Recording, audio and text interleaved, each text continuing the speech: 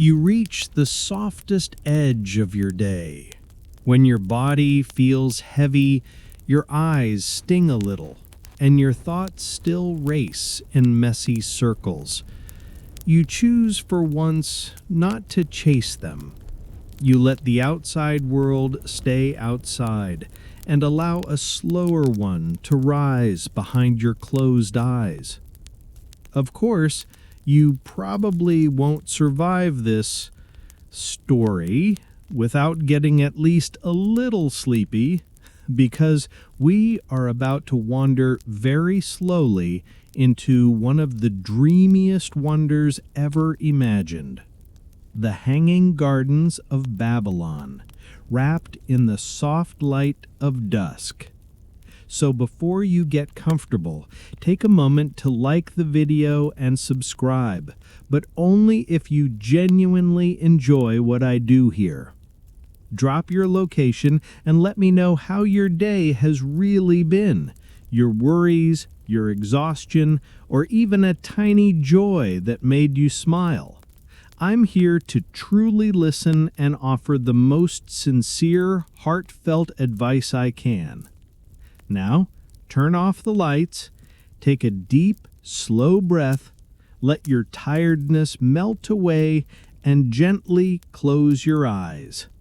Let's drift together into tonight's dreamlike lands. And tomorrow morning, if you still remember, send me a message and tell me what you dreamed. You breathe out, and the floor under you turns to firm, packed earth. The ceiling slides away into a high sky bruised with violet and fading gold. You stand on the bank of the Euphrates, watching the river move in a slow, shining ribbon through the evening. You don't hurry. Each step along the riverbank is quiet and deliberate, as if your feet have promised to walk no faster than the current flows. Sand and small stones crunch softly under you. Reeds bend and rustle as you pass. Somewhere behind you, a tethered animal shifts, bells chiming once and then falling still. Babylon gathers slowly around you as you follow the curve of the river. High mud brick walls rise from the bank, their surfaces still breathing out the day's stored heat. Ahead, a gateway arches over the path, dressed in glazed tiles that keep their color even as light drains from the sky. Deep blues, river greens, threads of dull gold clinging to the edges. You pass beneath the arch, and the city folds around you like a loose cloak. Torches burn along the inner walls, each flame a small, steady heart of light. Their glow spills over brick and worn stone, stretches shadows long behind people walking homeward. Voices drift past in a language your mouth does not know, but their rhythm says everything. Tired backs, satisfied stomachs, small stories from an ordinary day. Then you notice another sound layered beneath the voices and footsteps, the hush of climbing water. It is not the broad song of the river flowing past, but a gentle, persistent murmur, as if the river has changed its mind and started to move upward. The sound threads through the streets, subtle but unmistakable, tugging lightly at your attention. You follow it into a wider street, washed in lamplight. The air shifts as you walk. Smoke thins away, replaced by cool dampness and the smell of wet stone and leaves. Under your feet, the ground tilts upward almost without your noticing. Houses fall back, and the sky opens ahead into a wide, darkening bowl already pricked by the first pale stars. Then, the hanging gardens rise into view, almost unreal against the evening sky. They stand over the city like a stone mountain wrapped in forest.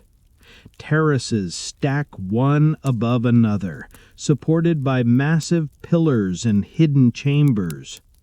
Trees spread their branches from impossible heights, their crowns moving gently in the night breeze. Vines pour over ledges in long, leafy curtains. Bushes and blossoms crowd along the edges, turning every level into a thick, shadowed balcony of green. Lanterns burn along the lower paths, sheltered in hollows of clay and stone. Light pools on the walkways, glows along trunks, and catches in droplets sliding through narrow carved channels. Lines of water shimmer as they climb from level to level, never rushing, always moving, whispering softly as they go. You stop at the base of this living mountain and let your gaze travel slowly upward. Behind you lies the darkening river. Around you, the city sounds soften into a comfortable murmur. Above you, branches and terraces step toward the stars. In this still, violet-tinted moment, with lamplight at your back and the first terrace silhouetted against the sky, you are not a stranger. You are someone quietly returning to an old, patient dream, and the gardens seem to incline toward you, recognizing your tired heart as they settle gently into night. You stand at the base of the terraces for a while, long enough for the evening to thicken into something almost touchable. The air carries cool threads from the river and warm threads from sun-soaked stone, and they twine around you like two lazy snakes that cannot quite be bothered to fight. Your mind tries once more to remind you of unfinished tasks from the waking world, but the sound of climbing water presses gently over those thoughts, like a thumb smoothing creases from a page. You step forward, letting your feet find the worn route that so many others use. The path curves around the base of the structure, half street and half garden border. Torches bracket the way, their small flames moving gently, more interested in swaying than in blazing. On one side, the city hum continues in a muffled blur. Pots clink, someone laughs, animals shift in their pens. On the other side, stone columns rise up into shadow, wrapped in roots and trailing vines that reach downward like curious fingers. You pass an open archway leading into a courtyard, and that is where the quiet thickens. The moment you step through, the sounds of the city dim, as if someone has laid a soft cloth over your ears. The courtyard opens itself around you, a wide rectangle of pale stone surrounding a simple pool, its surface dark and still, except where thin threads of water fall from higher channels. Lanterns rest in shallow niches along the walls and at the corners, their light reflecting on the water so that the pool seems deeper than it really is, as if it keeps a piece of the sky folded inside it. You notice how the structure of the terraces begins here, at eye level. Pillars stand at the far side of the courtyard, not plain blocks, but carefully carved, each one patterned with leaf shapes and river waves, as though the stone refuses to forget that it once lay at the bottom of some ancient shore. Above the pillars, the first terrace projects out, held by arches that disappear into darkness. Between the arches, roots push through, searching for earth. dangling like ropes left carelessly by some absent-minded gardener. You tilt your head back and follow those roots upward. The terrace above carries small trees, their trunks twisted and patient, their crowns full of leaves that catch what is left of the evening light. Some leaves gleam a fresh, bright green, others are dark and matte, shaped like hands, spears, little boats. Vines spill over the edges in tangled curtains, heavy with blossoms that you recognize only as colors and shapes, pale stars, round clusters, long bells leaning downward as if listening. The higher terraces rise behind and above this first one, each level a shadowed pattern of branches and foliage, so that the whole garden appears to float, layer upon layer in the violet air. You realize that from within this courtyard, the stone seems to withdraw. The supporting structure hides behind the darkness of the arches and the thickness of the greenery, leaving only the impression of drifting terraces, as if someone has persuaded a hillside to stand upright. The water, too, joins the illusion. It climbs in narrow channels cut into the walls, then slips out in thin veils from openings hidden among leaves, trailing into the pool at your feet. You hear it more than you see it, a soft, fragmented whisper that seems to come from every height at once. A small breeze finds its way into this enclosed space, carrying with it smells you want to memorize without effort. Damp soil, crushed herbs, the faint sweetness of figs ripening somewhere above, a hint of resin from cypress or pine. The air feels cooler here than in the street outside, but not cold. It is the kind of temperature your body immediately decides is correct and stops noticing, the kind that makes your shoulders drop and your jaw unclench without you needing to instruct them. You move along the edge of the pool, your reflection sliding and breaking beside you in the water. The lantern light paints your outline in soft gold, then hands you back to the shadows between pillars. Somewhere far above, you hear the faint scrape of a pot against stone, the dull thud of a basket being set down, the tiniest splash of water meeting water. The garden has its own quiet life that continues whether you pay attention or not, like your own breathing as you drift toward sleep. At one corner of the courtyard, a stairway rises, its steps wide and shallow, worn smoothed by generations of bare feet and sandaled heels. Without needing to decide, you angle your body toward it. The city, the river, the tired world behind your day all remain at ground level. You begin to climb, away from the outer bustle, into the layered green that hangs above, ready to receive you as if you have always belonged here.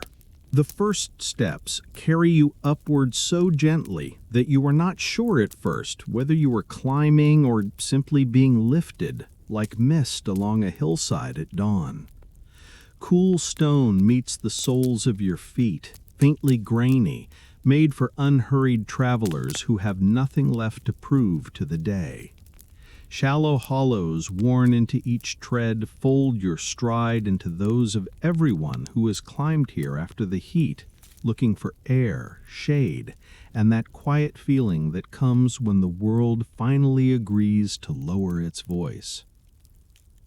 The stairway curves along the inside of the garden's outer wall, a calm corridor between earth and sky.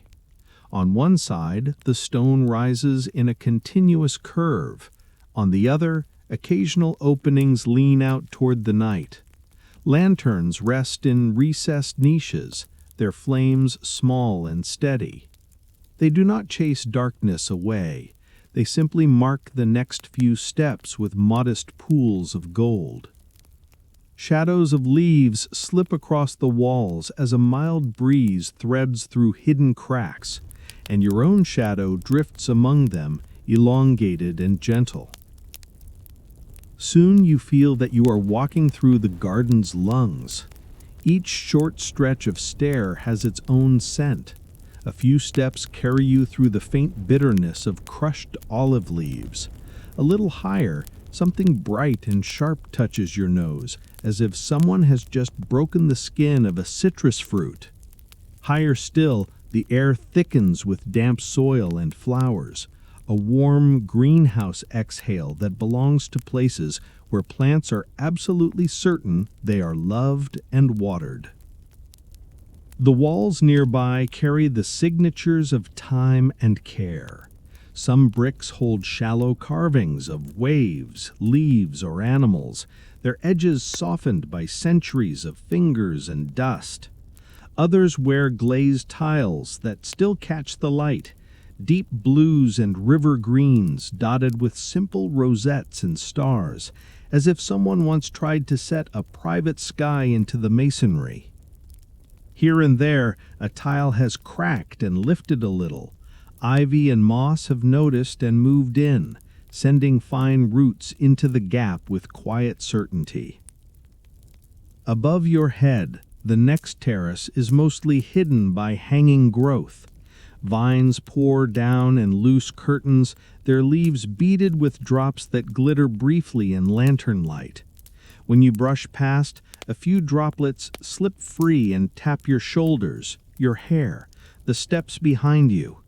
The water is cool but not sharp, a small reminder that somewhere above, the river you followed has changed its mind and started to climb. From time to time, the stairway swells outward into a small landing open on one side. At these pauses, you step to the parapet and look out. Babylon lies around the base of the gardens, in layered roofs and courtyards, a second, flatter arrangement of terraces. Firelight glows from doorways and street corners. Thin strands of smoke rise from late cooking fires and blur into the deepening sky. Beyond the roofs, the Euphrates glints in broken lines, a dark ribbon carrying the last copper of sunset away. Up here, the city's noise reaches you gentled and rearranged. A call becomes only a rising tone. The clatter of pottery softens to harmless clinks. The murmur of many voices folds into one low, steady hum. Over this, the garden adds its own softer music. The constant hush of flowing water, the faint rustle of leaves adjusting themselves, the tiny tick of a seed pod letting go and dropping into invisible depths of foliage. You stand for a moment between these two soundscapes, and your mind, for once, does not insist on choosing. When you turn back to the stair, your path narrows again to stone, leaf, and breath. You climb without hurry, under a quiet agreement between muscles and thoughts that this is not exercise or achievement. It is simply a long, slow inhale taken through the body of the garden, one step at a time.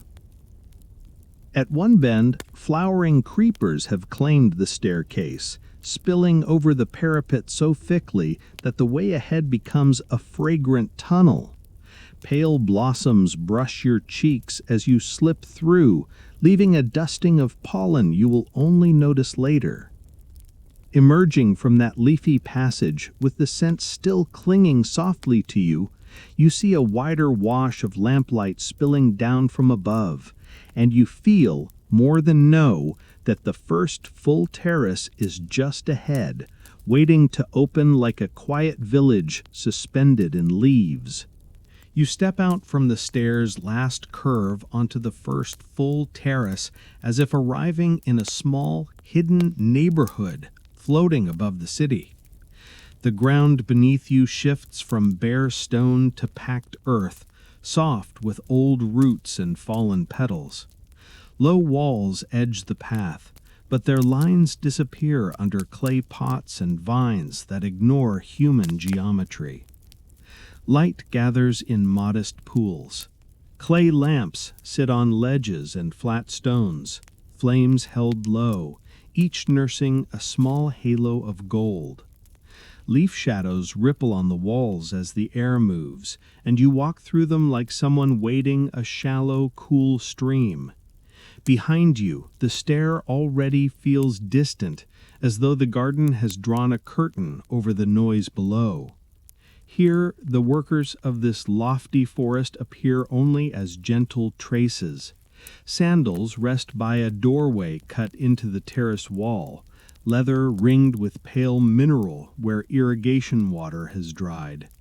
A stack of woven baskets leans against a pillar, still dark in places from recent rinsing. A coil of rope hangs from a peg, fibers polished by years of pulling. You move among these small objects the way you move through a sleeping house, automatically softer, unwilling to disturb the peace. The keepers' rooms tuck themselves under the terrace, inside arches that roots have politely skirted. You drift past wide thresholds and let your eyes rest on interiors that are low and uncomplicated. Reed mats overlapping on the floor, folded cloth near the walls, a clay jar waiting to hold water that has finished its journey through channels and is now allowed to be drunk. Near some sleeping places, a few treasures lie within easy reach of tired hands. A smoothed river stone, a scrap of painted pottery, a dried flower pressed flat beneath a shard of tile. The people who care for this high garden have built their nests directly beneath it, close enough to hear every change in its breathing.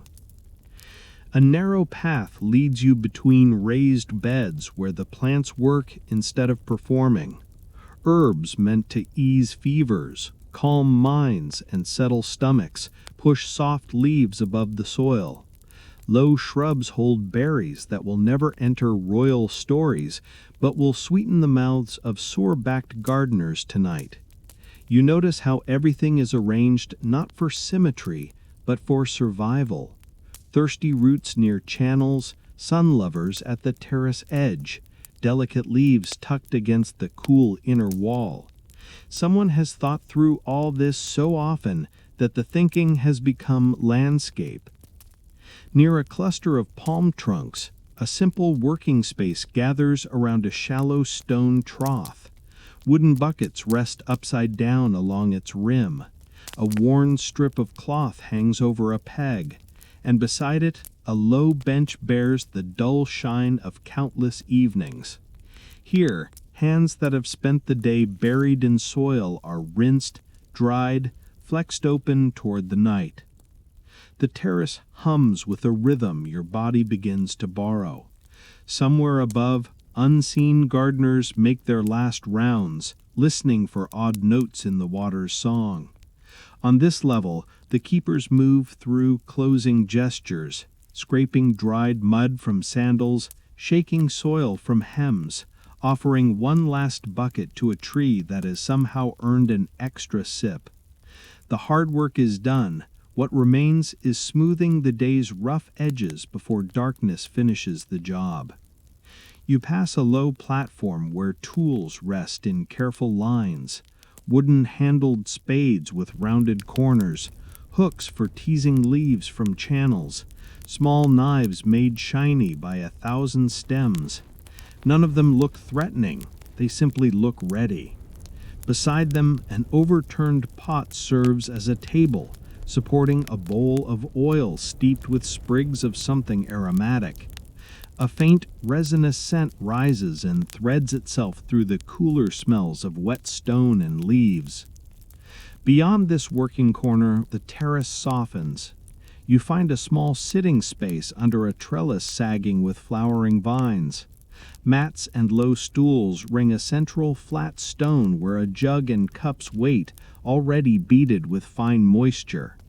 This is where keepers and quiet palace servants lean back, let their shoulders drop, and trade the day's small victories with the loose honesty that only arrives after sweat has dried.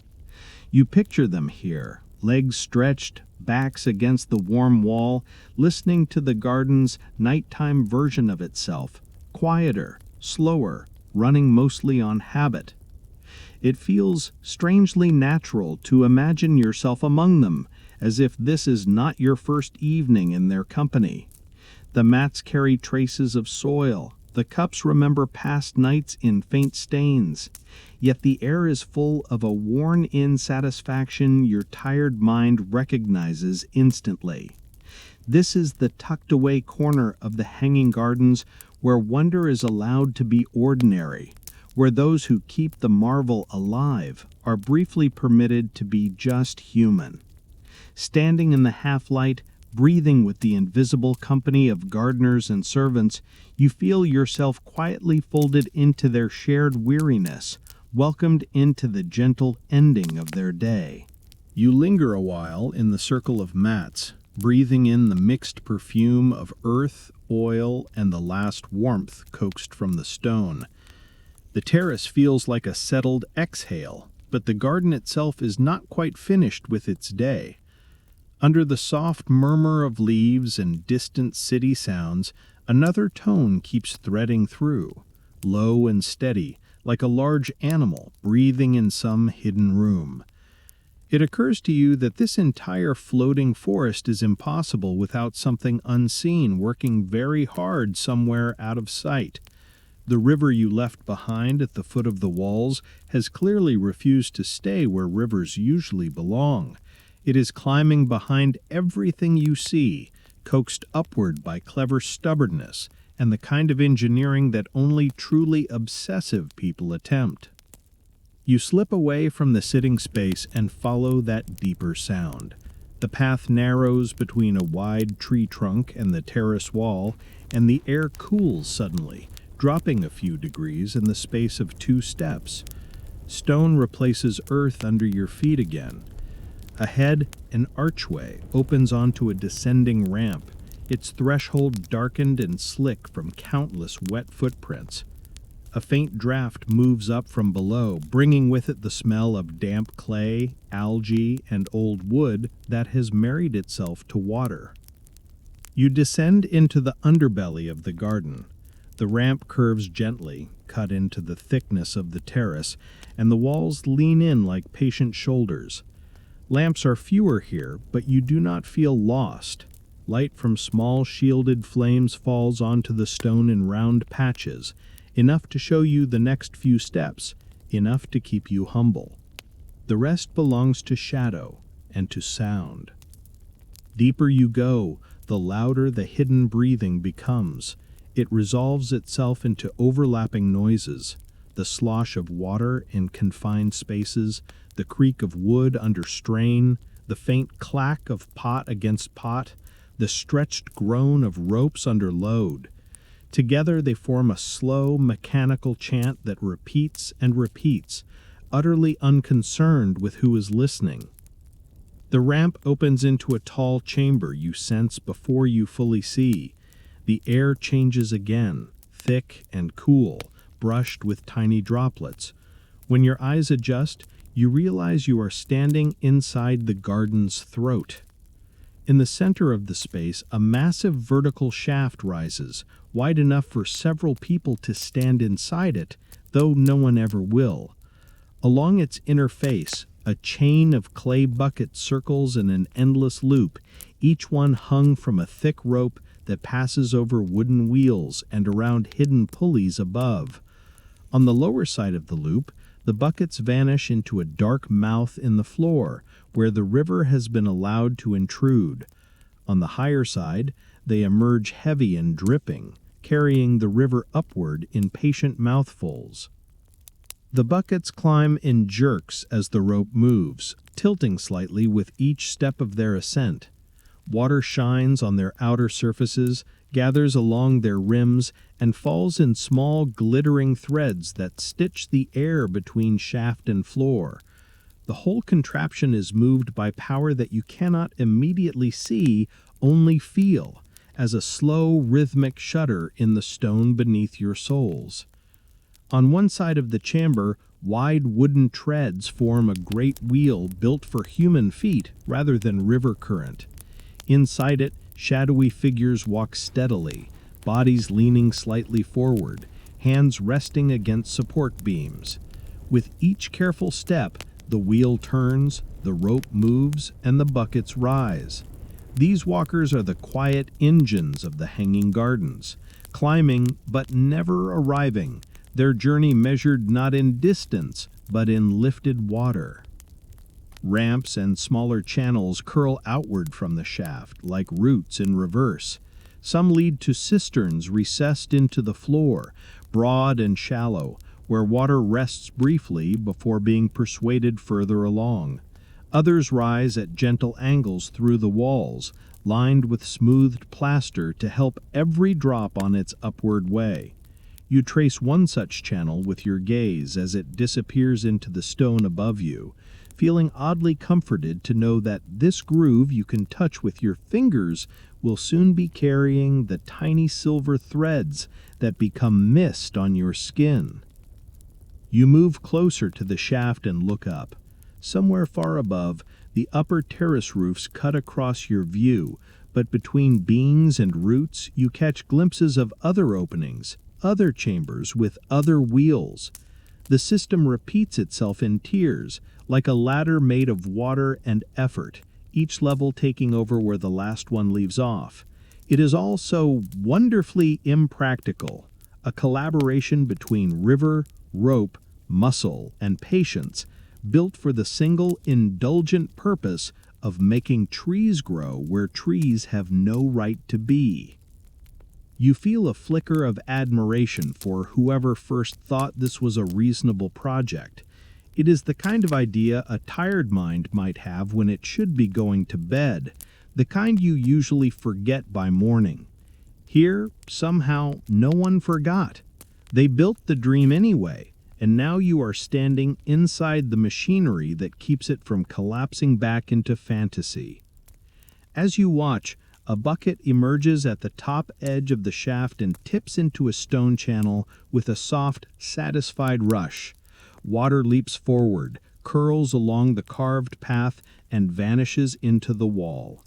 A moment later, you hear a familiar sound from above, the gentle spill of a terrace fountain, the same note that soothed you back in the courtyard. The connection between below and above tightens in your mind. The sigh of a tree branch, the glisten of a leaf, the coolness of a shaded bench, all of it hangs from this chain of buckets moving slowly in the gloom. One of the walkers inside the wheel wipes a forearm across a damp brow, then adjusts their pace by an almost invisible fraction. The wheel responds with a small, answering creak. For a moment, the rhythm stutters, and you feel a faint hesitation in the bucket chain. Then it settles again. The groan smooths. The water climbs as before. It is nothing, just a tiny, tired wobble in an otherwise steady cycle, but your body registers it like a distant change in weather. You stand there longer than you intended, letting the chamber's sounds wrap around your thoughts. The repetitive motion, the dripping, the creaking wood, the soft slap of bare feet on the treads, everything conspires to lower your internal speed. If you stayed here much longer, you might find yourself joining the walkers, not as a burden, but as a way to keep your mind turning at exactly the slow, manageable pace of the wheel. Instead, you step back toward the ramp, trailing your fingers along the damp, cool wall.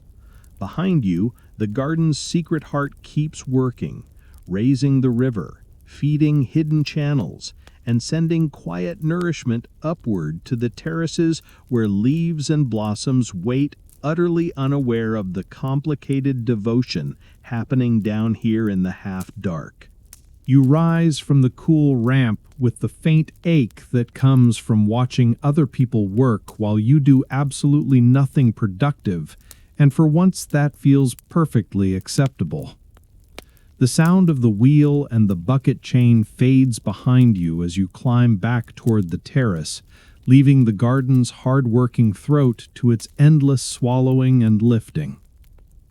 When you step out into the open air again, it is fully night. Darkness has not swallowed the space, it has simply rearranged it. Lanterns and clay lamps mark the paths, each one holding a modest halo that never quite reaches its neighbor.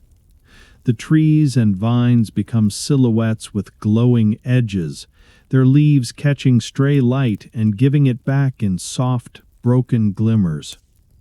Somewhere above, another level of the garden breathes out a faint mist that drifts down and settles on your skin like invisible dew.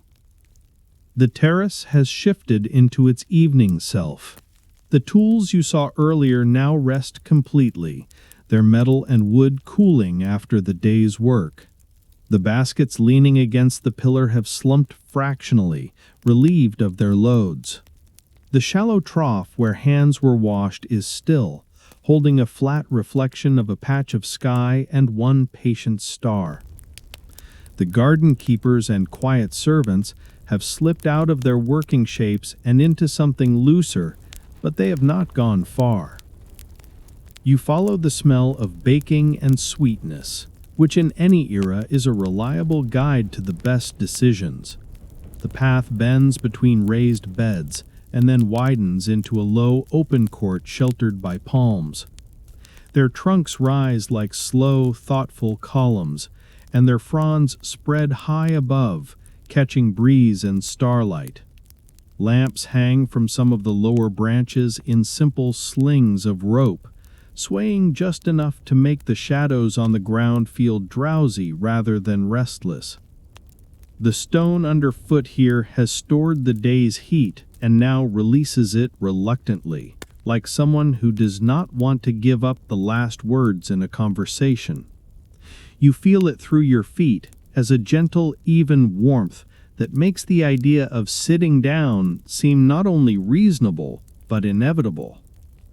In the center of this palm-ringed space, a cloth has been spread directly on the stone, its edges anchored with flat pieces of broken tile. On it, a small, perfect feast has assembled itself without fanfare.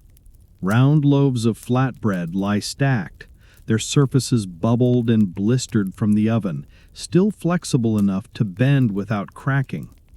Figs sit in a shallow bowl, skin split just enough to show the darker, seed-studded insides waiting to be scooped with teeth. A pile of dates gleams nearby, glossy with their own syrup, each one a small, edible apology from the long, hot day. There are other things too, because, of course, people who spend all day coaxing life from soil are incapable of stopping at 3 dishes. A dish of soft cheese rests in the center, drizzled with thick, dark honey that has barely begun to move. Small bowls of herbs chopped with casual precision scent the air. Mint, something peppery, something bitter that you know will make everything else taste more like itself. A clay jug of water waits at one end, its sides beaded with condensation, and beside it a smaller jug that promises something stronger, but only in the way a lullaby is stronger than silence. You are not formally invited to sit. You simply find that your body has folded itself down onto the cloth, knees loose, back resting against a pillar that has somehow drifted into position behind you. Your hands discover a piece of bread, then the cheese, then a fig. The food is simple and exactly what your tired nerves understand. The bread tastes of smoke and grain and effort. The cheese is cool, turned from milk that has traveled as far as you have, just in a different direction. The fig arrives on your tongue first as sweetness, then as tiny seeds that crunch softly like distant footsteps. Around you, the keepers and servants settle into their own spots, no longer separate by role, only by where their backs find support. Some lean against palm trunks, Some against the terrace wall, some simply lie on their sides, propped on an elbow, already have surrendered to sleep. Their movements are slow and economical, the motions of people whose muscles remember ladders, wheel treads, and long stretches bent over beds and channels. The conversation here is quiet and full of the kind of humor that does not need to be smart to be effective at the end of a long day. You catch pieces of it in tone and gesture, even if the words themselves drift past you like leaves. Someone gestures upward with a bitten piece of bread, clearly commenting on a tree whose roots are too greedy. Another traces the meaningless but familiar dance of a drunk bee that spent the afternoon in the blossoms. Hands mimic the wobble of a bucket that misbehaved at precisely the wrong moment, and shoulders shake in the shared memory of the splash. Ladders, you gather, have their own moods. Leaves have no respect for hair. Water takes every opportunity to land exactly where it is least convenient. It is not the sharp, bright laughter of people performing for one another. It is the softer kind that bubbles up because exhaustion has sanded down your self-consciousness. You feel yourself joining it without effort, your chest rising and falling with small, silent chuckles that ask nothing and explain nothing. For a moment, you belong entirely to this group of people whose names you never need to know. Between mouthfuls, your attention slides back to the garden itself. You notice that the constant sound of water, so soothing from above, carries a few odd notes when you really listen. Somewhere high overhead, one of the channels produces a thinner, more hesitant trickle than the others, like a throat clearing quietly in a choir. A small fountain that earlier sang with confidence now sighs more than it splashes. No one seems alarmed. The garden has survived countless tiny imbalances. Still, your ears tuck the detail away, the way your mind keeps track of a clock that has started to lag by a fraction of a beat. You tear another piece of bread and scoop up fragments of cheese left behind on the cloth, tasting the last of the herbs and honey. Your limbs feel heavier now, in the pleasant way that follows good food, shared amusement, and the absence of urgency. Around the palms, the night sky has deepened to something almost velvety. Stars stand patiently in their positions. The garden's towering outline blends into the darkness, so that only its lanterns and the pale edges of leaves identify it as more than a piece of sky that decided to root itself here. For a while, no one moves much at all. The hanging gardens, that impossible stack of stone and greenery, continues its quiet conversation with the river. Buckets rise and empty, channels thread water into thirsty soil, roots drink in the dark. You sit among the people who tend this miracle, your back against warm stone, your stomach pleasantly full, your mind drifting between their small shared jokes and the soft, persistent whisper of water that might still not be entirely content. You realize that if you stay sitting by the figs much longer, you will merge permanently with the floor and become some kind of decorative human-shaped paving stone. To avoid that noble fate, you let your legs unfold and stand, following the slow drift of bodies toward the upper paths. Behind you, the palm-ringed corner melts back into a pocket of warmth and crumbs. Ahead, the garden hints at brightness, at movement, at one more shared ritual before everyone finally surrenders to sleep. The path you take now is narrower, more secretive than the broad stair from the city. Cypress trees rise at intervals along its edge, planted in square stone beds filled with dark earth. Their trunks are straight and serious, but their scent is forgiving, resinous, deep, with a faint sweetness that fills the air like a remembered forest. From low hooks set into their bark, oil lanterns hang at different heights, turned carefully away from branches so flame and foliage coexist without unnecessary drama. You walk through a corridor of quiet constellations. Each lantern holds a small oval of light inside its clay or metal frame. Each frame throws its own soft geometry across the cypress trunks and stone. The light does not conquer the darkness so much as decorate it. Between one pool of gold and the next, the path slips back into shadow, so that you move through alternating bands of seen and unseen. In the brighter stretches, you catch glints of damp hair, the gleam of a bracelet, the curve of a jug balanced on a hip. In the dark ones, you travel by sound and smell alone. Those sounds are shifting as you climb. The bucket wheels and under-terrace workings remain below, reduced now to a low, steady murmur, like someone humming through a wall. Above that, another music has begun to thread itself through the air. It reaches you in pieces, a drum's softened heartbeat, the thin, wavering line of a reed flute, the plucked pulse of strings trying their best not to be ambitious this late in the evening. The stair curls one last time and opens onto a long, high terrace bordered on its outer edge by a series of shallow pools. The water lies dark and glossy, only disturbed where narrow streams fall from carved spouts in the inner wall. Lanterns stand at the corners of each pool, doubled in reflection, so that each flame seems to hover above a twin burning underwater. Cypress and other tall trees rise between the pools, their crowns blurring together into a single shaggy silhouette against the sky. People have gathered here in the way they do when nobody orders them to. Garden keepers, palace servants, their children, their elders, all drift along the walkway in loose currents. No one rushes.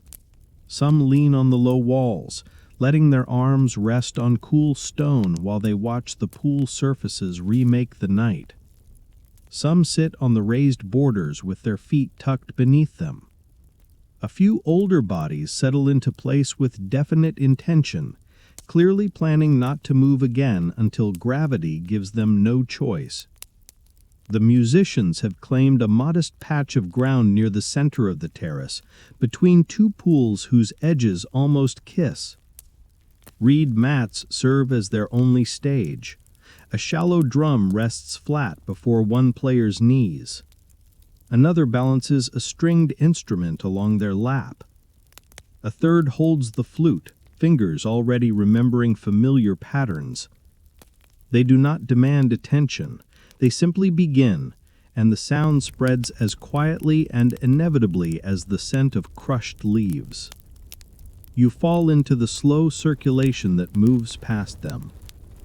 The drumbeat threads into your chest, your breath unconsciously matching its modest tempo. The flute winds above it, not in virtuosic flourishes, but in small looping phrases that rise like smoke and then dissolve.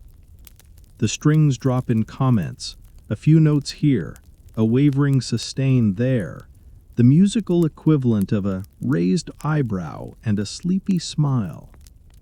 Children orbit the pools in irregular paths, occasionally pausing to lean over the water and watch their reflections distort into long, wobbly creatures.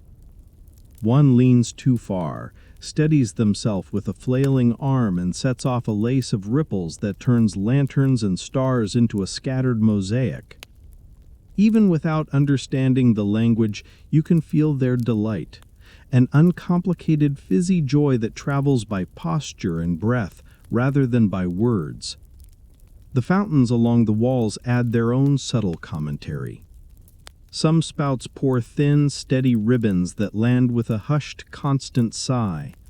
Others already flag, breaking their streams into uneven drips.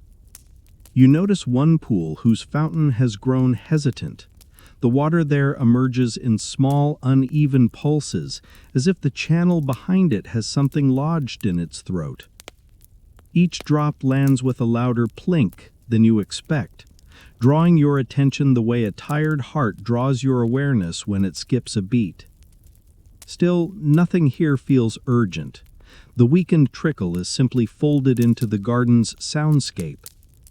Drum, flute, plucked strings, shuffling feet, low, sleepy laughter, and that slightly off-rhythm splash that keeps reminding you that the garden, like you, is allowed to be imperfect even when it is beautiful.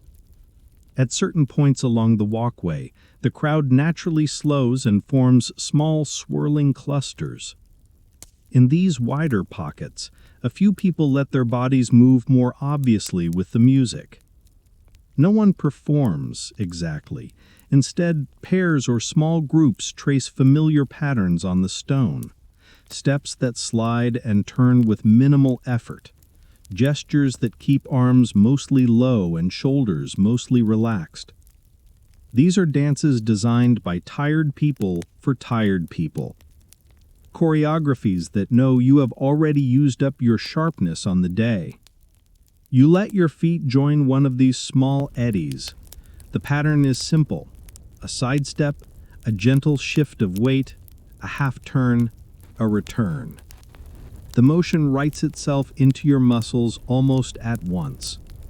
Your mind is free to wander while your body keeps drawing the same quiet loops, like a lantern swinging slowly even after the hand that nudged it forgotten. As you turn, the pools slide past in fragments of reflection, cypress trunks sliced into vertical streaks, lanterns shivering into twin lines, the silhouettes of people around you stretching and compressing with each ripple. Somewhere far below, the Euphrates continues its wide, indifferent flow. Up here, a smaller river circles endlessly, of bodies, light, sound, and the occasional, slightly confused fountain.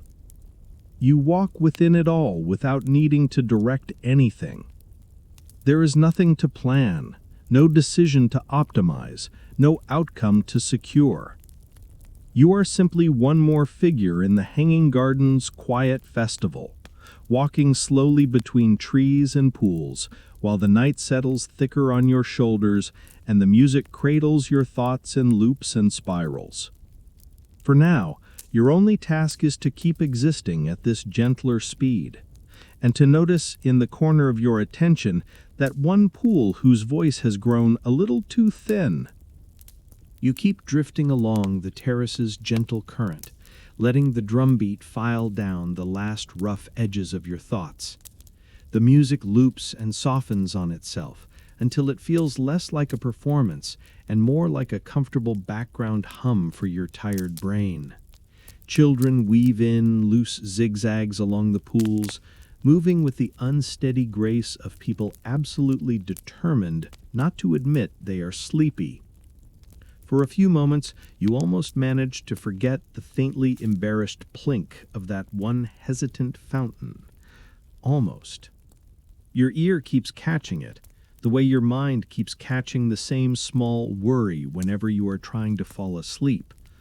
While other spouts pour modest ribbons or beads of water, that one sounds increasingly like a cough someone is pretending not to have. Eventually, curiosity wins. You drift away from the slow circling dancers and amble toward the far pool, pretending you are just aimlessly wandering, which fools absolutely no one, least of all yourself. Up close, the problem looks exactly like it sounds. The spout that earlier poured a thin silver line into the basin now manages only occasional broken strands. Drops hesitate at the lip and then fall in single, apologetic plinks. The stone beneath, once dark with constant damp, has started to dry in uneven halos, odd pale shapes blooming where moss and water used to agree on everything. The pool itself sits a little lower than its neighbors, the waterline having crept down the carved sides by a finger's width or two. The lilies reveal what the numbers would if anyone were in the mood to measure. Pads that once floated flat on the surface now tilt at slight angles.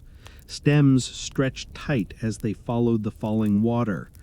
A few blossoms lean sideways, their reflections warped into long, uneasy ghosts.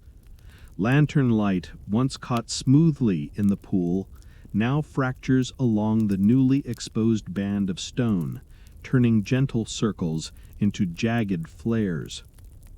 It is not dramatic, just unmistakably wrong in the quiet way a misaligned picture frame is wrong to someone who cares about such things.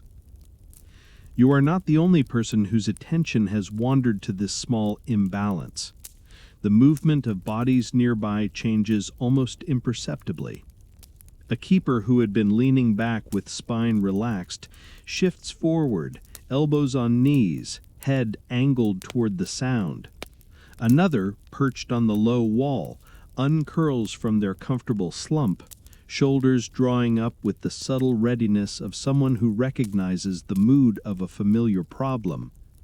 Glances flit between them, brief but full. The lazy flow of the crowd bends around the pool, forming a loose, watchful ring. No one throws up their hands or flails. This is not the sort of emergency that belongs to fire and shouting. Even wonders have off days, and the people who tend this one have long since learned to respond with patience rather than panic. Still, you can feel the quiet arithmetic ticking behind their faces. The highest pools feed the roots of trees that shade terraces below. If the top begins to thirst, the lower levels will feel it soon enough. Tonight's Lantern Festival has just acquired an unexpected second act: troubleshooting. Your mind jumps back to the dim chamber under the terraces, to the bucket chain lifting mouthfuls of river skyward, to the steady feet walking inside the wooden wheel. Somewhere between that determined machinery and this slightly sulky pool, something has given way. It might be a hairline crack in a plastered channel opened by heat and time. It might be the pale, questing root of some ambitious plant that has found a seam and pushed into it like a nosy neighbor. It might be a stone that shifted half a thumb's breadth during the last hot afternoon and never quite settled back. Tiny, invisible saboteurs staging a very polite mutiny against the lilies. The keepers move closer. One kneels at the pool's edge and holds a palm just above the surface, feeling not only temperature but the faint push and pull of the current. Another leans closer to the wall, ear cocked toward the hidden channels inside, following the faint inner hiss the way a doctor might follow the rhythm of a heartbeat. A third steps back, gaze traveling from the weakened spout up toward the upper stair and then down again toward the interior corridors below, measuring options in silence. A plan emerges without a single word needing to be spoken out loud. A tilt of the head toward the narrow stair that continues upward to the topmost terrace under open stars. A gesture downward toward the maze of inner passages and cisterns where water can vanish into cracks. Fingers sketch the short, jerky motion that means blockage, the universal language for something stuck where it does not belong. Nods travel around the little circle, reluctant but firm. The night, it seems, is not finished with its work shift. Because you have been listening so closely to the garden's breathing, you are automatically swept into this small expedition. When the knot of keepers peel away from the festival terrace, you fall into step with them, your feet remembering the routes your mind has only just learned. Behind you, the music continues, softer now, still enfolding the remaining dancers and watchers in slow patterns of sound. That part of the night will go on. This part will slip into the stone. Both are necessary. The stair to the very top coils more tightly, hugging the outer edge of the garden. As you climb, the smells change. The thick green of herbs thins out, replated by the cooler mixture of dust, river breath, and distant smoke from fields beyond the city. Lanterns grow fewer and farther apart. Their small halos fade quickly into a darkness that feels less like emptiness and more like a deep, patient presence. Above the last flight, the sky opens suddenly, close and wide at once. Stars laid out in a dense scatter that makes you feel both larger and smaller than you were a moment ago. The highest terrace feels different from the others, more exposed, yet strangely private. Low walls give way quickly to open air. Pools sit near the edge, their surfaces trembling slightly under the touch of the night breeze. Trees up here are shorter, their branches shaped by wind. Shrubs and flowers nestle close to the stone in protected beds. Babylon sprawls far below in a dim, glowing lattice. Its sounds have been blended by distance into one steady murmur, a kind of background lullaby composed of hundreds of unrelated human evenings. You walk straight to the largest pool, already knowing it will be the one out of tune. Even in starlight, its distress is obvious. The waterline has retreated, leaving a pale ring of freshly exposed stone that encircles the basin like a mark of worry. Lilies huddled toward the middle, pads overlapping, stems pulled tight. Some blossoms lean downward, their faces turned toward the water that has slipped away.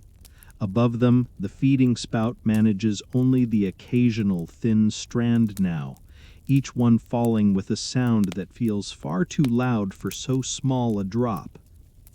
The keepers gather in a half circle around the basin, their silhouettes dark against the paler sheet of water. You stand with them, and for a moment the group simply listens to the faint, interrupted hiss within the wall, to the shy, failing trickle from the spout, to the restless rustle of leaves that depend on what this pool receives. The shared understanding settles between you, like mist. This is not catastrophe. It is a small, crucial imbalance revealing itself now that the world is quiet enough to notice. The hanging gardens, like you, need tending in the hours when most of the city has finally surrendered to rest. With one last glance at the tilting lilies and the shrinking mirror of stars in the pool, you feel the decision take root. The festival can wait. The water comes first. It is time to follow the garden's weakened heartbeat back into its hidden passages and see where the river has gone shy, so that by morning, these high, drifting flowers can float easy again. You leave the highest terrace with one last look at the tilted lilies and the pale ring of exposed stone around their pool. The image follows you like a quiet responsibility as you turn from open sky toward a narrow doorway in the inner wall, half hidden by shrubs still beaded with mist. You could pretend you never noticed the problem and let some future morning hero deal with drooping flowers and dry channels, but you have already paid attention. The night, very gently, has just added you to the repair crew. Inside, the air changes at once. Cool, close stone replaces the soft breeze, and the murmur of festival music thins to a muffled pulse somewhere above. The passage slopes gradually downward, lanterns spaced widely along its length. Their hoods spill light in soft cones onto the floor, leaving the ceiling and upper walls to the shadows. Your feet find shallow hollows worn by many tired souls making the same descent after long days and late realizations. Sound becomes your map. Strong channels talk in low, even rushes beyond the walls, their water moving with calm confidence. Threaded through that, you catch what drew you here, an uneasy rhythm of hollow drips, an irregular hiss, the watery equivalent of a cough someone keeps trying to hide. Each step downward makes that uncertain note clearer, until it is the only thing your ears are truly interested in. The passage opens into a low, broad chamber where the garden's watercourses spread out like roots in reverse. Channels run along the walls and across the floor, some open, some capped with flat stones. The air smells of wet lime, river silt, and the faint green of unseen leaves. Your skin prickles with the coolness. By the light of raised lamps, you and the keepers track the stream that should be feeding the highest pool, following its narrow silver thread through the network. Where all is well, the water runs with small, regular ripples, hugging the carved bed. Where trouble begins, the line thins and breaks. The surface clings to the stone in narrow, hesitant films. Hands move over the plaster, palms flat, testing for odd patches of intense cold that betray a hidden leak. Fingers skim seams and corners, searching for softness. Your own hand joins in almost automatically, feeling how a whole river has been persuaded into these obedient paths, and how easily it might slip away again. You follow the weakening flow into a side passage. The ceiling drops, lantern-like tilts and lengthens your shadow. Here, dark patches spread across the floor at angles that have nothing to do with the channel's tidy line, as if water has begun to draft its own plans. Along one wall, roots have taken advantage. They emerge from a seam high above and spill down in a pale curtain. The finest tendrils brush the channel, catching droplets and gathering them into tiny, glittering beads that trickle sideways instead of forward. Just beyond that living fringe, the fault finally shows itself. A hairline crack wanders along the inner wall of the channel, at first nearly invisible, then wider where water has already worried its edges. When the lamps lift, you see moisture shining inside its dark mouth. A thin thread of water slips through, vanishing into the wall with a soft, satisfied hiss. Below, irregular stains bloom outward, forming quiet puddles where no water should rest. When you lay your palm beside the crack, the cold that bites through the plaster is sharper than anywhere else in the room. This, unmistakably, is where the river has stepped sideways. Around you, the keepers share brief, dense looks, recognition, annoyance at the timing, relief that the damage is here and not deeper within the structure. From a niche, they bring out the usual tools for this kind of midnight persuasion: a basket of damp clay already kneaded smooth, a small trowel, a bundle of fibers to pack into deeper gaps. Someone gently gathers the thickest roots aside and ties them back so they will survive the work without continuing to steal drinks meant for the lilies. In the scale of Babylon's legends, the problem is almost laughably small. A crack in plaster, a damp patch behind a wall, a few stubborn roots. Yet you can already see its long shadow. Left alone, the leak would widen. The upper pool would fall. Leaves would sag and branches go brittle. The famous terraces would wake to a dryness that stories rarely mention.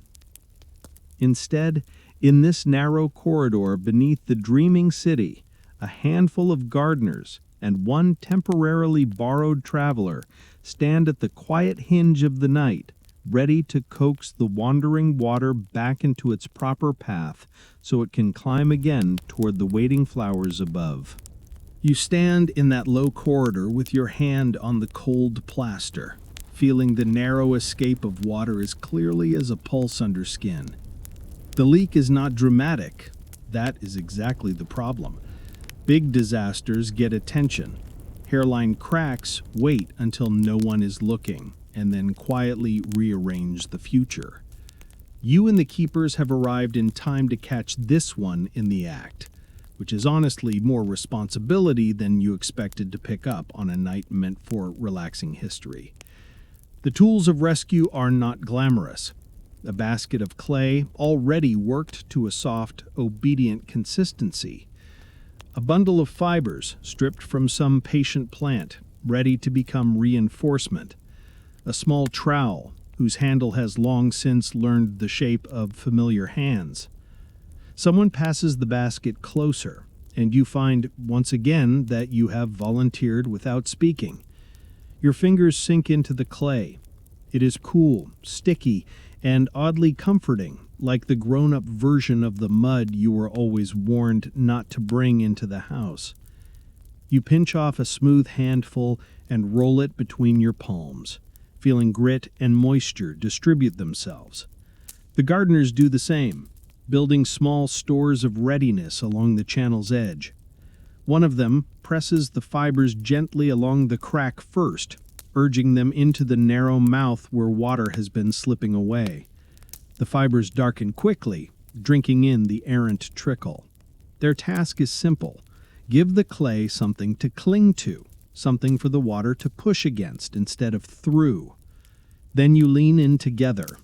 Clay meets wall with the soft, squelching sound, a little undignified for such an important moment. You smooth it along the fissure, pressing with your thumbs, working it into every tiny wandering path the crack has taken.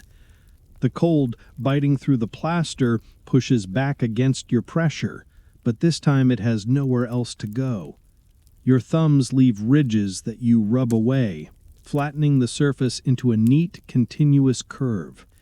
The channel does not demand perfection, just consistency. Water loves a good path. It will follow whichever one you make easiest. As you work, you feel the trickle shift. At first, it tries to continue its old habit, sneaking sideways into the wall, but the clay denies it with patient firmness. Droplets gather at the patched surface, testing for weaknesses. When they find none, they surrender, sliding back into the main flow. Gradually, the hiss behind the plaster fades. The damp patch below stops spreading. Its edges pull inward, as if reconsidering the whole escape plan. The roots overhead, temporarily bundled aside, quiver with residual greed. You reach up and run your fingers lightly along them, a silent truce offering. They have done nothing wrong, really, just followed instinct. From now on, if they want to drink, they will have to take it honestly from the channel's surface like everyone else.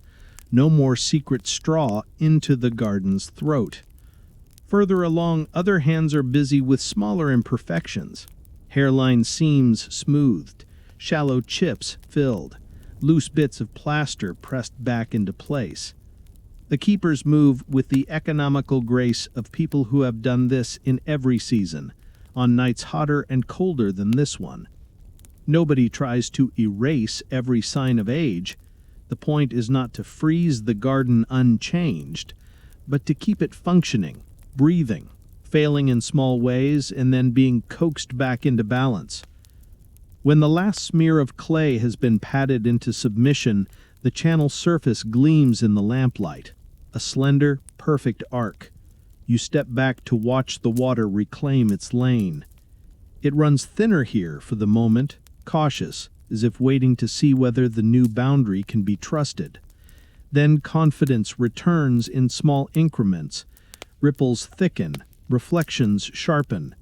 A tiny leaf fragment traveling the stream no longer hesitates or curls toward the wall, but glides smoothly along, riding the current like a tired passenger on a very small, very competent boat.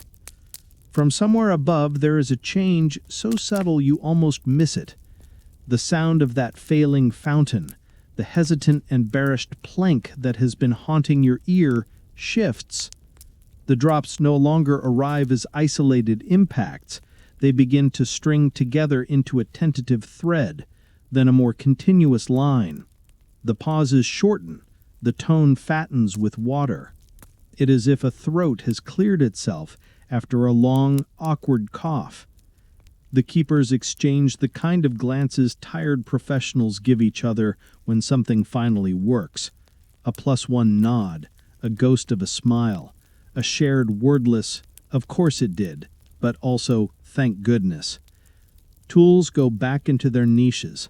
The leftover clay goes into a covered jar to wait for the next small rebellion.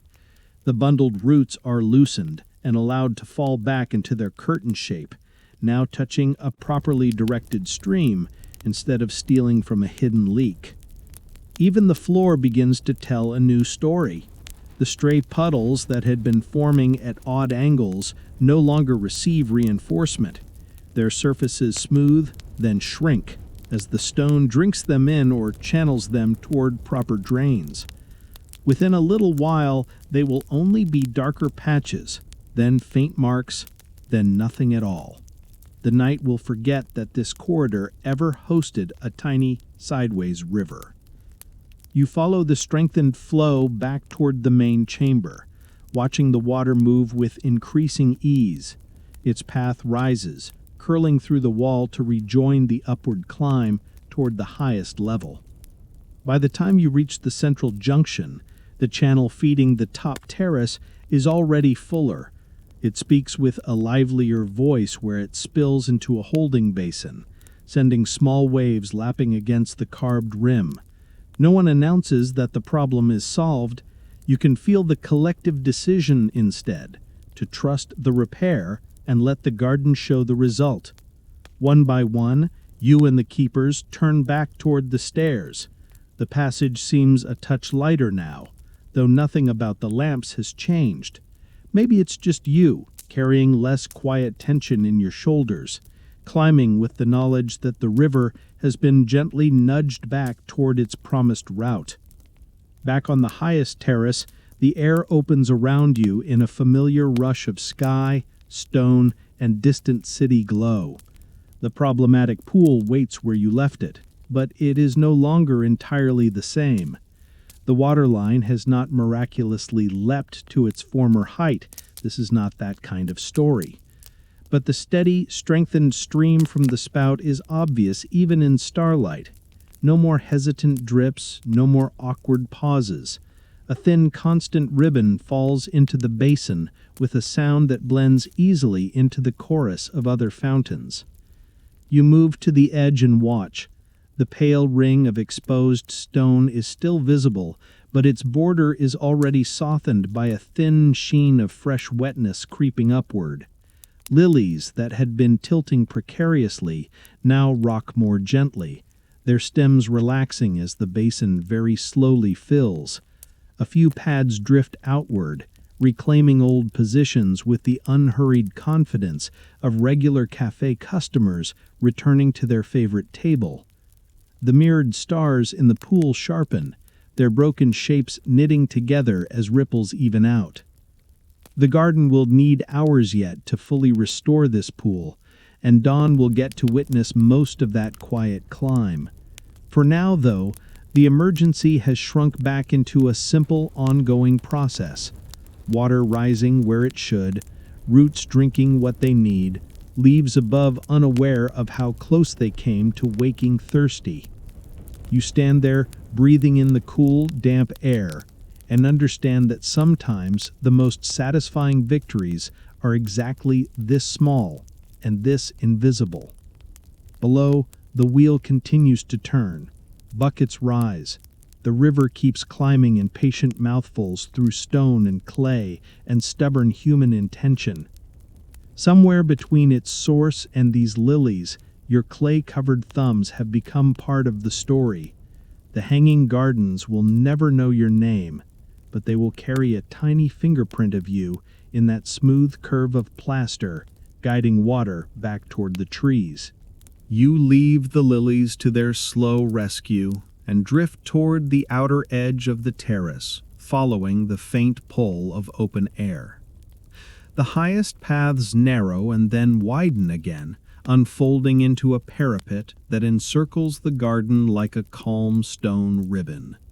Here the balustrade rises only to your middle, its top smoothed by generations of forearms and elbows that rested here while eyes wandered outward over the city.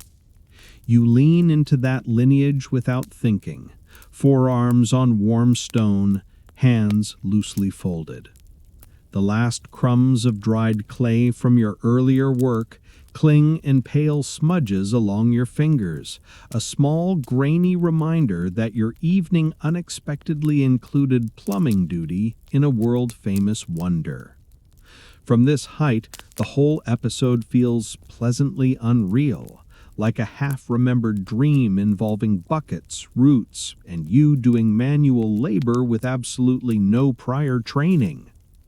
Babylon spreads out below you, no longer the sharp, bustling place you first entered, but a softened version of itself, trimmed down for night.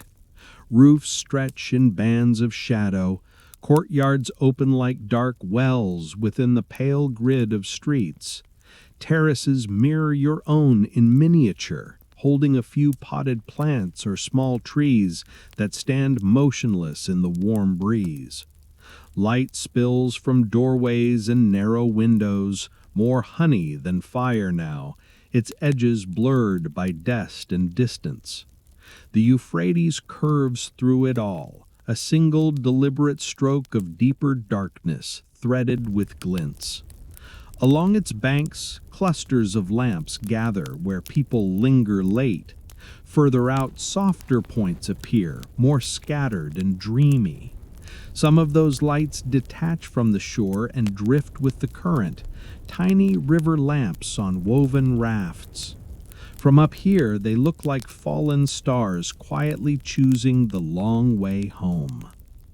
Mist begins to rise where the warm air above the city meets the cooler breath rolling off the water. At first, it is only a faint blur at the edges of buildings. Then it thickens into veils that soften the hard lines of walls and quays. Lamps seen through it bloom into fuzzy halos, so that Babylon briefly looks like the idea of a city, rather than the practical one that drops pots and cracks plaster. The sounds from below have changed too. Daytime clatter is long gone.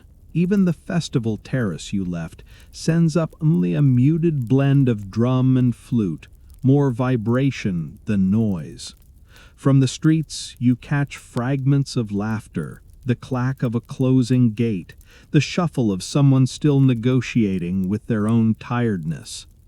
All of it is wrapped inside a low, steady hum, the communal, unconscious note of thousands of bodies gradually giving up on being awake. The garden around you answers in its own language. Trees that spent the day drinking sunlight now stand in a dignified stillness. Leaves barely stir, rustling only when the faintest breeze threads through them. Vines that trail down the outer walls move almost imperceptibly, their tips ticking against the stone like sounds of distant, hesitant rain.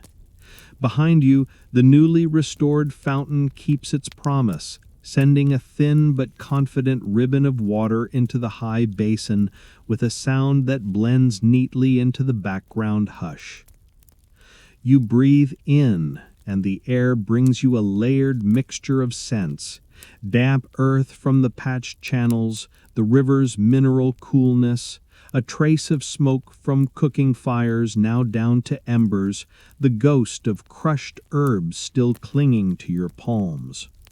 Within a single slow inhale, you can almost trace the water's journey tonight, from river to wheel to shaft to channel, past stubborn roots and fresh clay, up to the high basin, and out again as mist on your skin. From here, the miraculous feels almost matter of fact. You can see where the garden ends and the plain begins, where green gives way to open ground, and then to the soft darkness beyond the city's last fires. The worries you carried from your own time, emails, bills, unfinished conversations, that one message you keep meaning to send and keep not sending, shrink to something almost comical against this broader breathing. They have not vanished. They have simply slid back to their correct size, like scribbles on a brick at the bottom of a wall. You stay at the parapet long enough to feel the stone losing its stored warmth under your arms. The energy of the day drains from it the way it is draining from your muscles, leaving only a gentle, even coolness. Below, the river carries its pocket-sized stars downstream. Above, real stars keep their patient places. Between them, the hanging gardens lift water skyward while the city settles into a rhythmic darkness.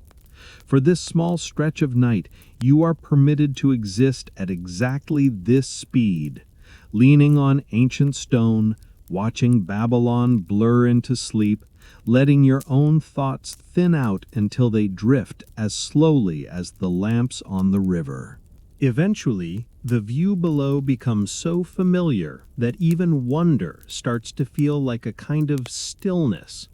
Your elbows have pressed shallow marks of warmth into the parapet. The damp scent of the restored fountain has folded itself into the rest of the night.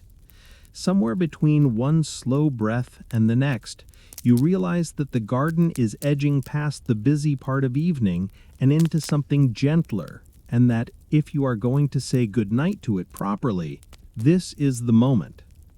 You ease away from the outer wall and let your feet find the quieter paths, retracing your way along the highest terrace. The stone has cooled now. Where earlier it held the day's heat like a reluctant storyteller refusing to end, it has given up most of its warmth to the air.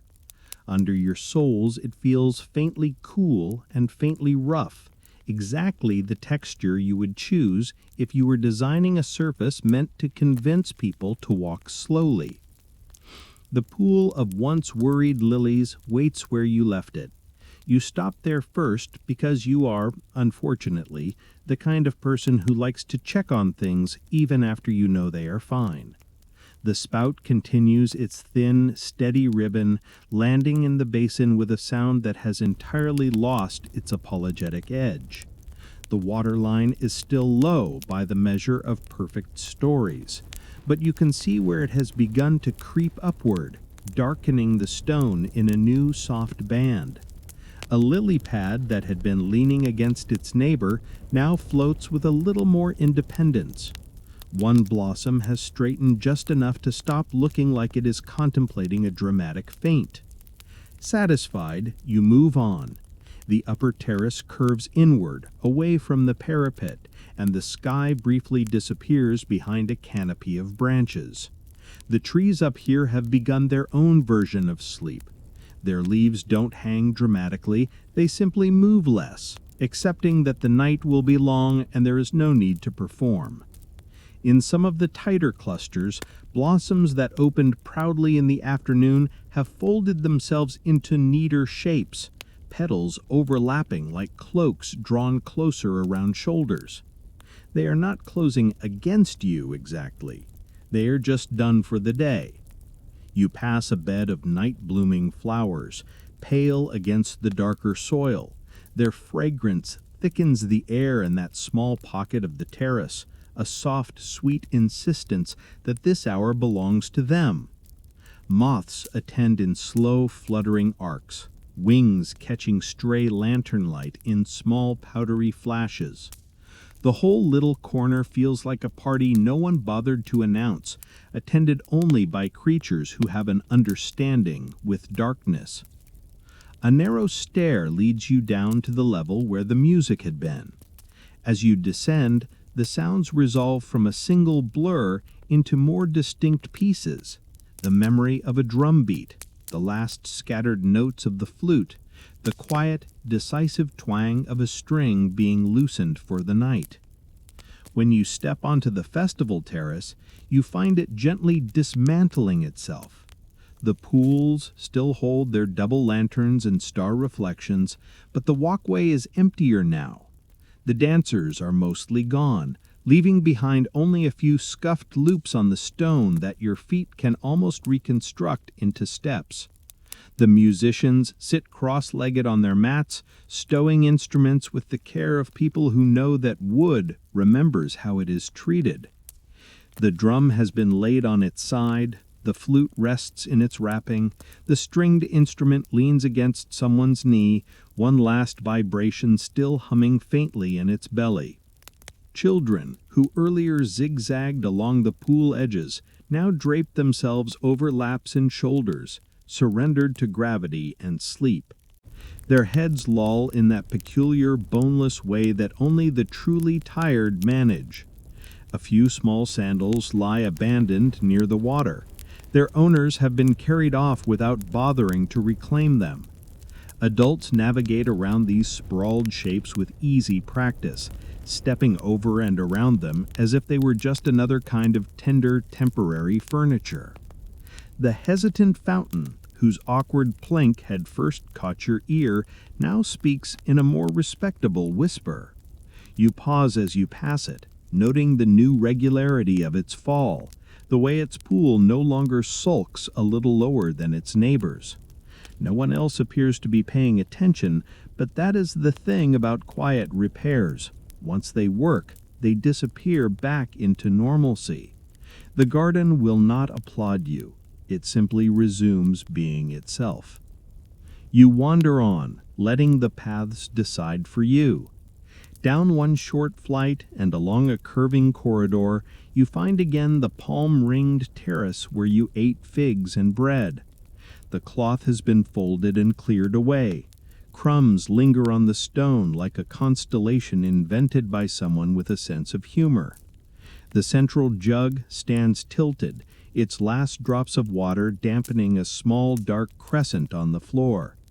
Mats are now occupied by sleeping bodies, some curled, some stretched out, all mapped with the faint shadows of fronds overhead. One keeper lies on their back with an arm thrown over their face, as if blocking a sun that is long since gone.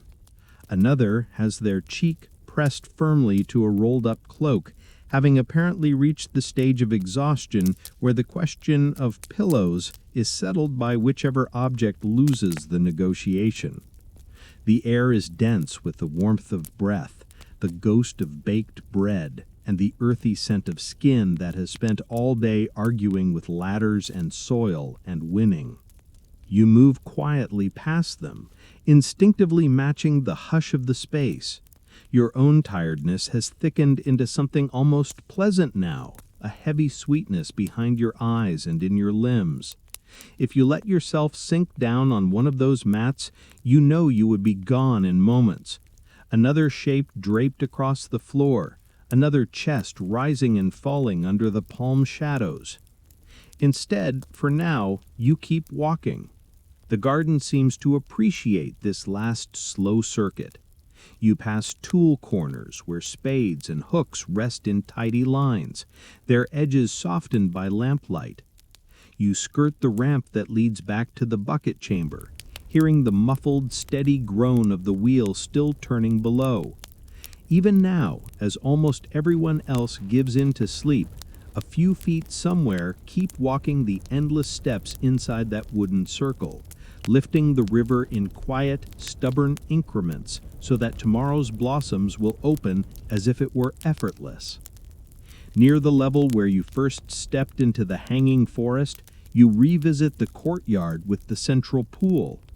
The water there mirrors a small, precise portion of sky framed by stone arches and the dark underside of the terrace above.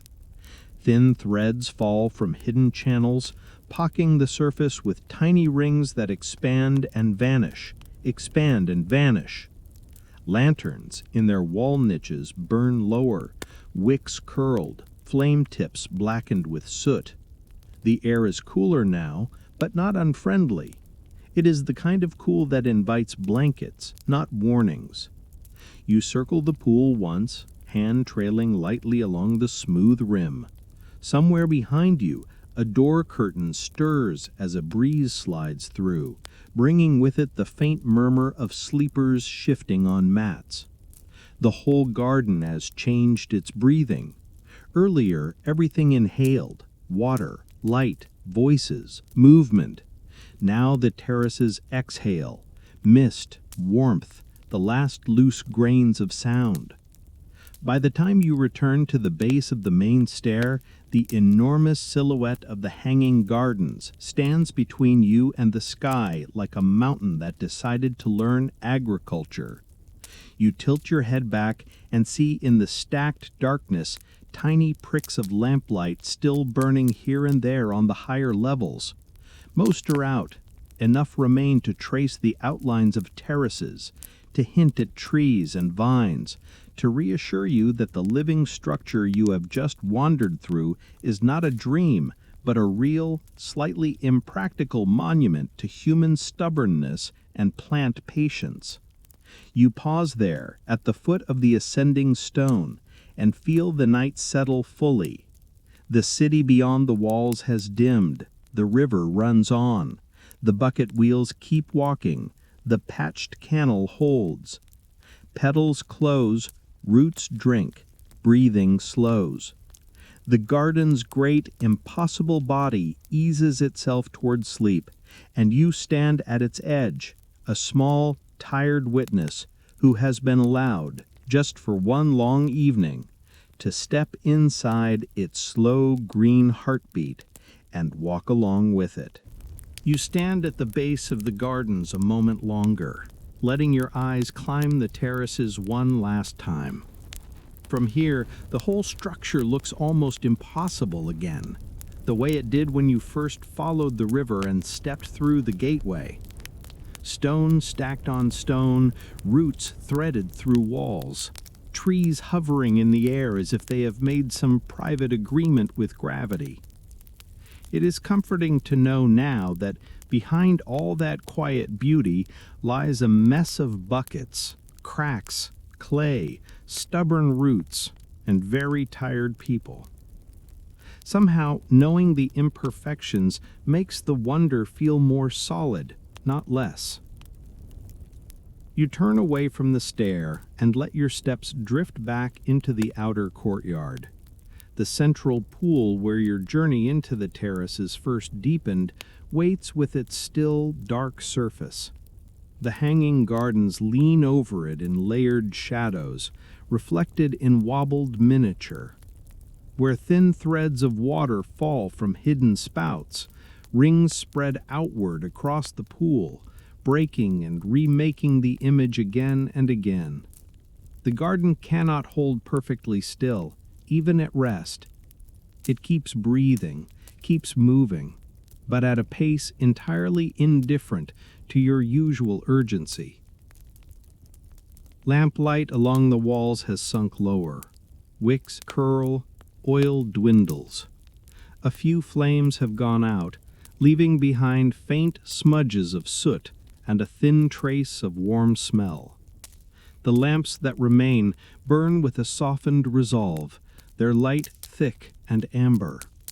You walk through their overlapping halos, your shadow expanding and shrinking on the stone like a lazy version of yourself that refuses to keep proper shape. At the courtyard's edge, the passage back to the city waits, its arch framing a slice of night beyond. You step through, and the quiet shifts again, rearranging itself around more human sounds. Babylon's streets at this hour have not fallen wholly silent. Cities rarely do. Instead, the noise has been edited. The clatter and bargaining of the day are gone. What remains are small, occasional details. The bark of a dog protesting some imagined slight, the soft rattle of a shutter adjusted against a draft, the low murmur of two late voices passing on their way home. You follow the cooled stone of the street until it yields back to packed earth and scattered pebbles. The walls around you recede, the sky grows wider. Ahead you see the faint gleam of the Euphrates still slipping past with uncomplicated commitment, pretending not to notice that a portion of itself has just spent all evening being lifted, poured, diverted, argued with, and patched. The river moves on as if nothing has happened, which is its particular kind of wisdom. You come once more to the place where you first stood at the water's edge and watched the city gather around it. The air here is cooler, washed clean by the river's broad breath.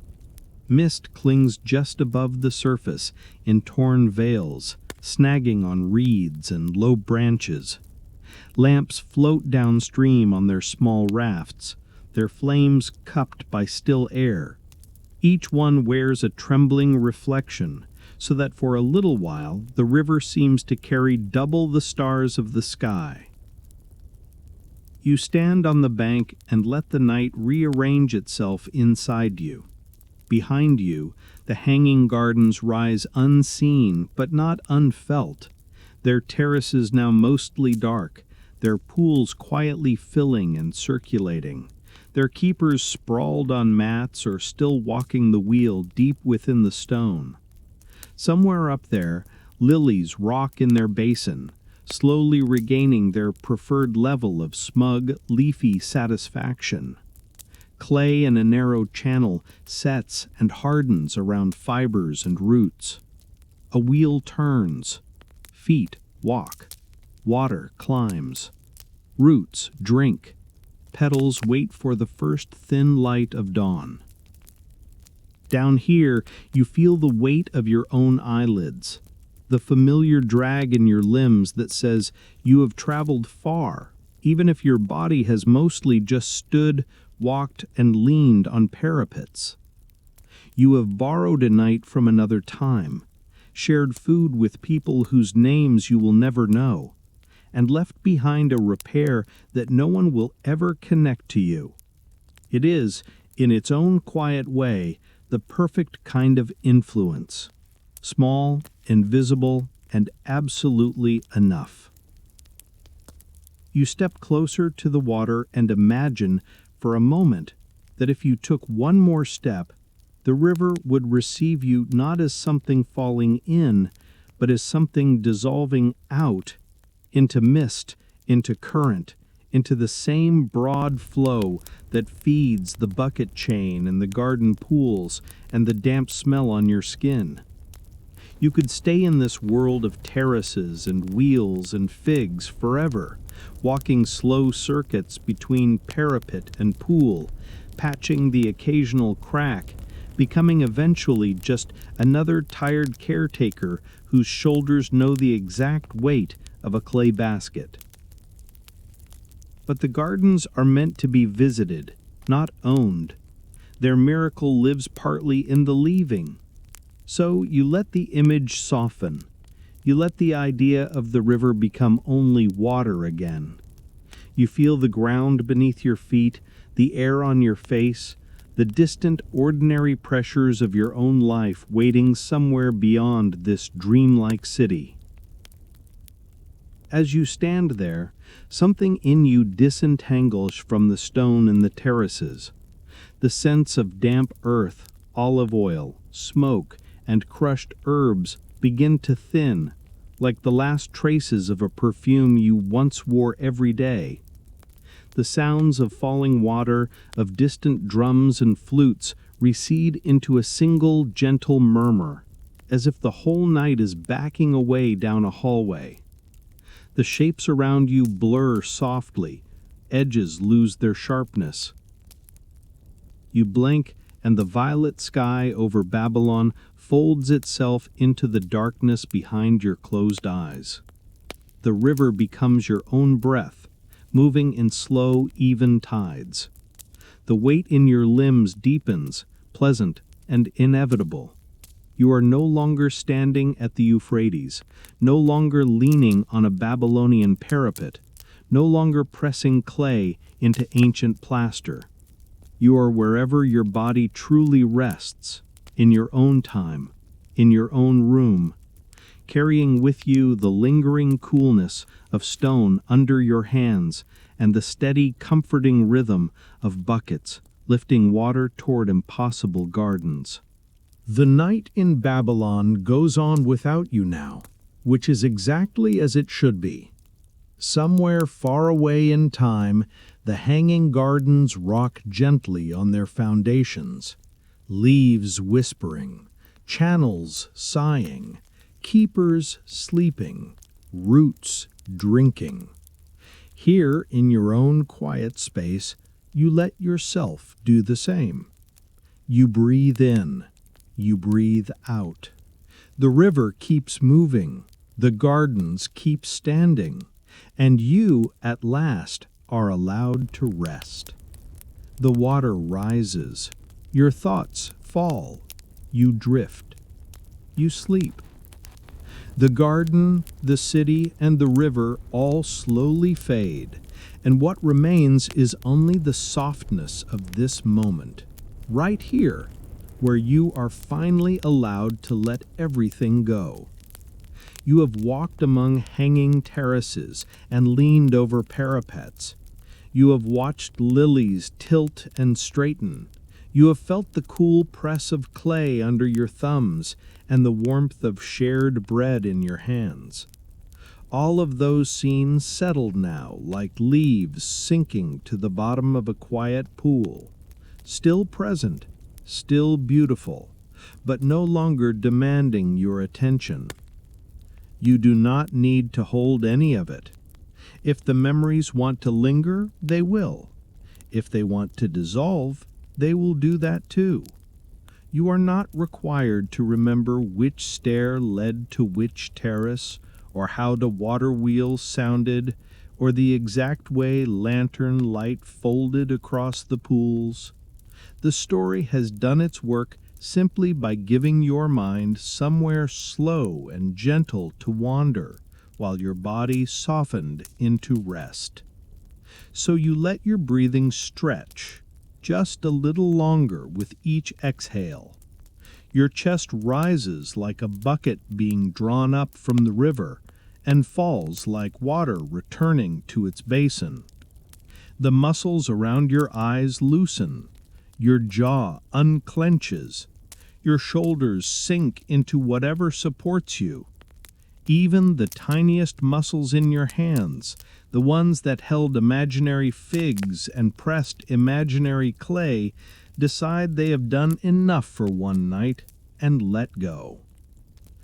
Outside your own walls, the world can keep spinning, worrying, talking too loudly. For now, none of that is your job. Your only task is to be a body at rest, a mind allowed to wander lazily or to blur into nothing at all. If thoughts still appear, they can drift past you like lanterns on a river, noticed, appreciated, and then quietly allowed to float downstream, smaller and smaller, until they vanish into the dark. You are safe here, wrapped in your own blankets, held by your own bed, breathing your own air. The ancient city is far away, both in distance and in time, and yet its slow rhythm has stayed with you just long enough to guide you toward stillness. The hanging gardens can tend themselves now. The bucket wheels can turn without you. You are allowed to hand the worries of the day to the night and trust that they will be lighter in the morning, or irrelevant, or replaced by better ones. If you wake later and remember only fragments, a lily, a lantern, a river sound, that will be enough. If you remember nothing at all, that will also be enough.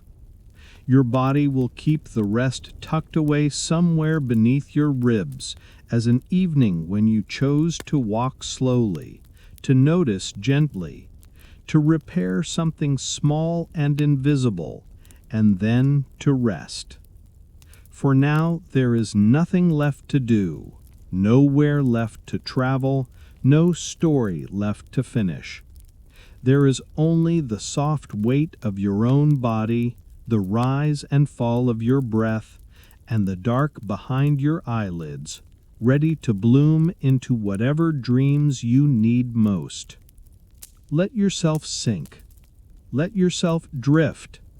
Let the last bits of waking thought loosen their grip and slide quietly away, like water finding its way back to the sea.